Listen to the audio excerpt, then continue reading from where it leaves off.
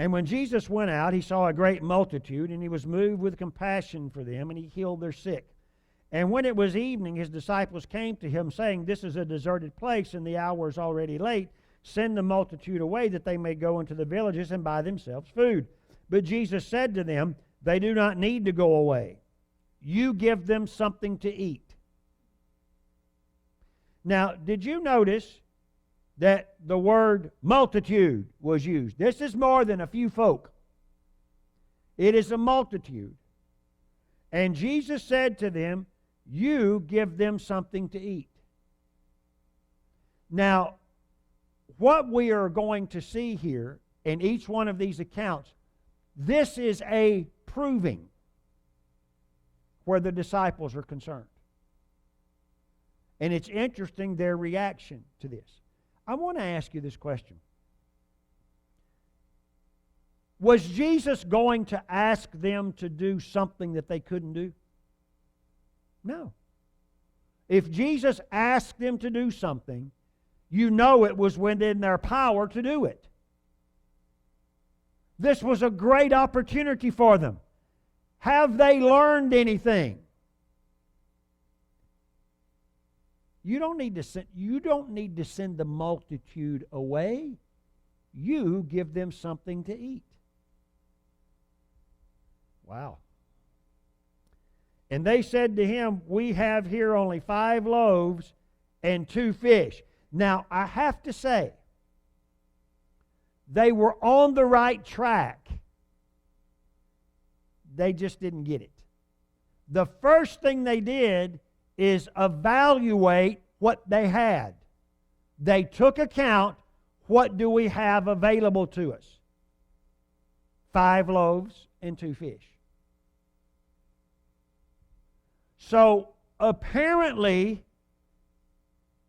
by the way, do you think Jesus knew that? Yes.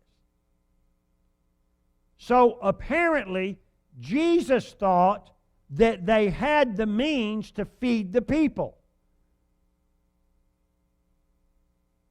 Jesus saw the way that the people's needs could be met.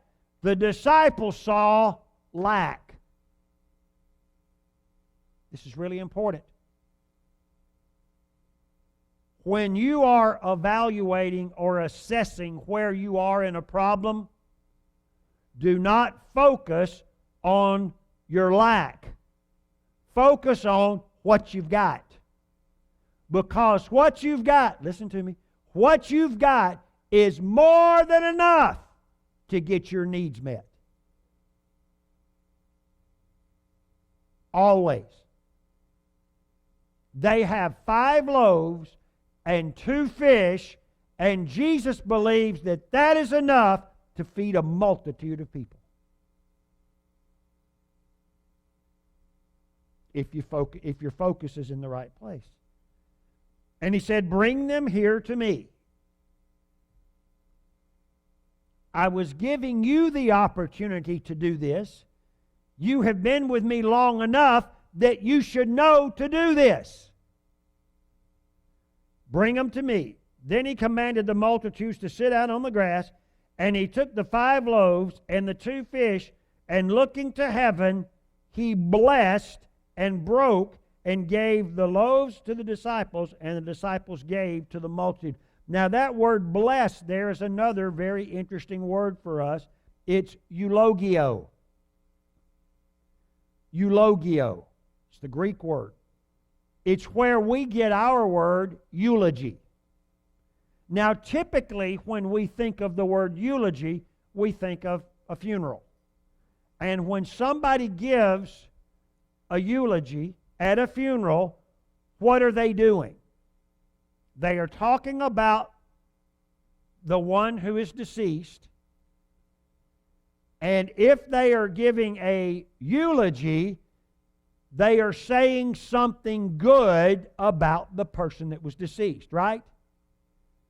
Somebody that's giving a eulogy does not come up and stand before the family and tell them all of the mean, sorry, no good for nothing things this person did. If they did that, they would not be an official eulogiologist. I just made that up. I don't know. But they wouldn't give another eulogy if they did that. When you go to a funeral, the eulogy that is given, and it's an honor to be asked to give the eulogy at a funeral, and when you do that, you are going to get up and tell the good thing. You're going to tell good things about the person. You know what? Do you know what the word euliogo means? It means to say something good. Hence the word eulogy. So when Jesus took the fish and he looked up to heaven, he said something good over the fish. Now, I want to remind you, I want you to stay here. I'm just going to remind you because you've been going here long enough to be familiar with this verse of Scripture.